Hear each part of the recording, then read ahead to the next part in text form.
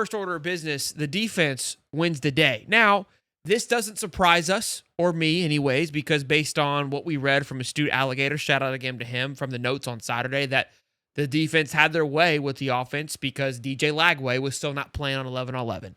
And so, although the offense looks good, the O-line looks incredible, the defense is able to be extremely aggressive based on, again, I don't know what happened today, right? I mean, that's what Billy told us, but I'm assuming there's probably some carryover from what we read on Saturday.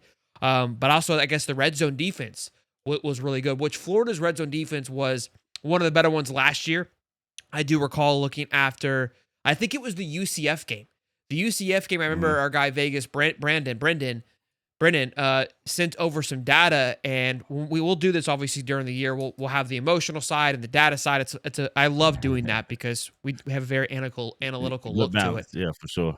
Yeah, and he talked about it. It was, if you look at UCF's red zone offense, I think it was one of the worst in college football because they typically could just get big runs and they are able to run the ball very effectively, and that's where all the scoring came from because, as we know, I can't remember their quarterback now, their linebacker, couldn't throw a football. So once they got into the red zone, RJ Harvey wasn't able to run. I mean, they could just stack the box and nobody could throw anything. So their red zone offense sucked, and Florida's red zone defense at that time was actually pretty successful. And we know how that game turned out. Florida ate them for dinner. And I do remember them having much success in that red zone. So long story short, it seems that we're having that same carryover, which is good because we've had some transition in the secondary when it comes to coaches and players. Yeah. If I'm just totally honest, I expect defense to eat all camp. I don't expect it to be a day where offense just felt like they just dominate the defense. And honestly, I don't want to see a day like that. As long as the defense is putting pressure, then we know what we need to correct on offense. You know what I mean? And offense is always the last to get going. Last year we heard offense was doing great. The defense had a slow start. Yeah. Even in the spring game, they looked a little flat the previous year. And that transitioned over into the season. We saw the defense have to crank it up midway through the year and turn around and was one of the best defenses in the country halfway through the year. So, but it's mandated right now. There's a lot of people that are rooting for these guys and giving them a boost of confidence and energy to where we want this defense every day to go out there smashing this offense. That's the only way you get better. It's the only way you get better. And we know what this offense is going to do. If I could be honest with you, in 2006 when we won in camp, it was times where I couldn't practice because you ain't going to get the ball snapped. As soon as the center flinch, I'm going to break his nose and you won't get the ball snapped. But we were smashing like that to where we had to take our guys and sit them down, our starters, for us to get plays ran. But it helped our offense. You wouldn't have thought you as a starter weren't allowed to play because you were too physical. Every time you put me in, I'm trying to break somebody in half. So I don't care if it was a guy in front of me or anybody. So that was our job, to make these guys better. You don't get your teammates better by being soft. Sure. Nobody's gonna come into this swamp and take it easy on you. So we got all-star caliber guys on the defense. We got big physical guys. Every snap better be the hardest snap of our offense life. So let's go back to that 2006 year, right? Chris Lee coming in, obviously not a slouch offense by any stretch of the imagination. And I don't know how the defense ran. I assume they were probably fairly similar today, but probably honestly harder than what they are today. Yeah. But like you said, you want the defense to win every day. Was that the case? Did offense get you guys every now and then? Like, how was that? No. I need some offensive people. If we wanted, they had to scheme things for them to be successful against us or pull some of us out. We had Ray McDonald, you had Jarvis Moss, you had Joe Cohen, Marcus Thomas. I was in there. We were just, our front seven was just so deep that if at any given time, if we wanted to stop the play, we were just going to smash somebody. We could blow you in the backfield. We could finesse you. It wasn't nothing you really could do, but you're not going to face that every day. And so it's our job as the defense to make it hard on our offensive line, so when they get to the game, it's easier. Sure. You know what I mean? You heard Zach talking, saying that same thing. And that was the mentality. I'm glad he said it. And so I know it's just translating and still taking place out there, because I know he's not going to let it up. I know Banks not going to let it up. I know the voices that are out there. I know Chapman's not gonna let it up, but we getting each other better. So it's not about the wins and losses right now. It's about the effort, energy, and correcting what we can correct.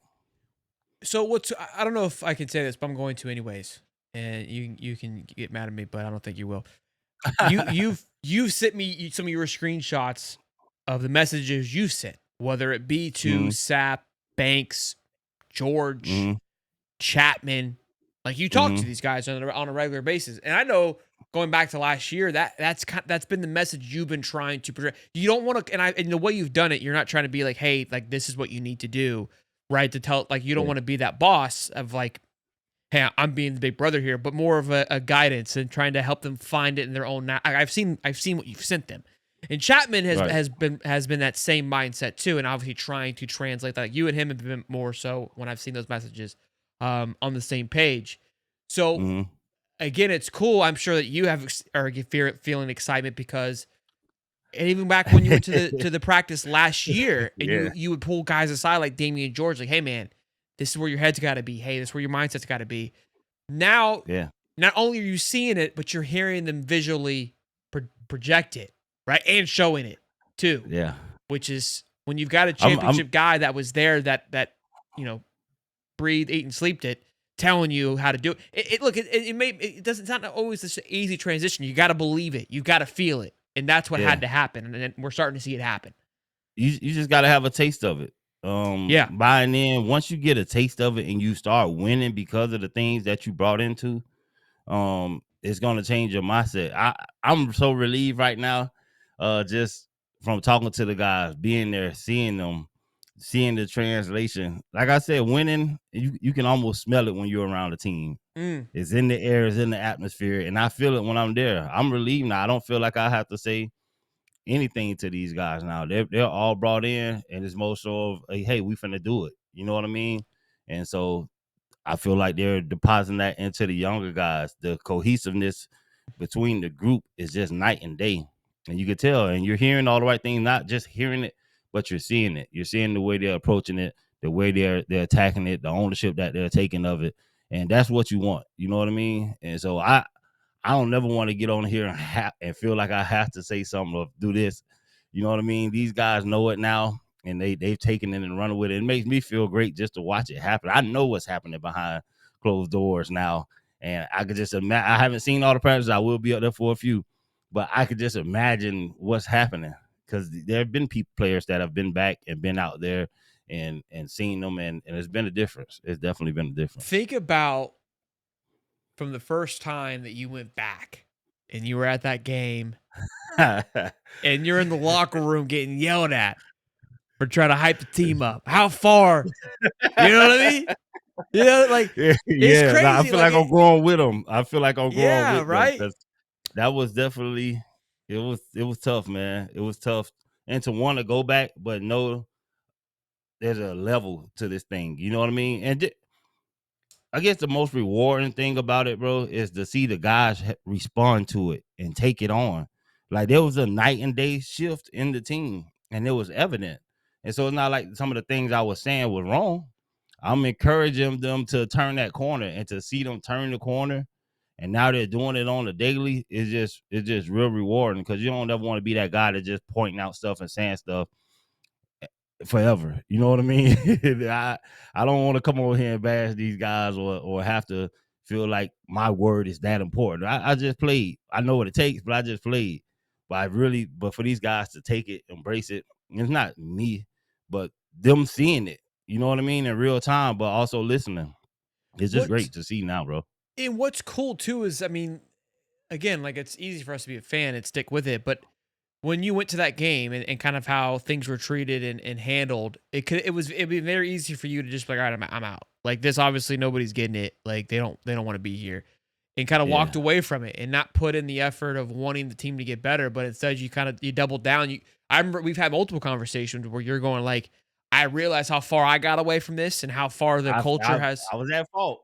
I was at Yeah, fault, you bro. took accountability instead of saying like these guys don't want to learn. Like, dang, it's gotten that bad that we gotta look. It's very religious in a sense of like the harder it gets, the more you gotta lean into it, and instead of running away Yeah. from it. So kudos to you because it'd have been easy Yeah. to walk away from it when It I didn't go definitely felt that fault. I would have turned it into a guy that would just either bash the program or I'm gonna support these guys. I'm never gonna bash the program when I believe in the people. You know what I mean? And I could see the fault that me and other former players have in not keeping the culture there. We wasn't there. And so these guys are coming back looking like, who are you? Who are you again? What are you talking Yeah. about? Like it's been years. But Yeah. so for them to just recognize it, and I thank Swamp Kings all the time because it showed the mindset of what that we had to deal with. And then you look and be like, who were the leaders again? Oh, Stephen Harris was a guy on this team. He was the man that made all this almost happen. You know what I mean? So now when he's talking, it gives some credit to your voice. And people was able to see the sacrifice that you put in. And so you're not just a guy just talking and showing passion for the team. Like you really have blood, sweat, and tears invested here. And you want them to have the same liberties that you have. I want 20 years later for one of these guys to be able to come back and do what I'm doing. And don't, And you know what I mean? what again, like kind of just full circle, we get the Swamp Kings. We get that revamp of energy of what it means to play in the swamp. And now we're gonna get a fresh take of it once again tomorrow.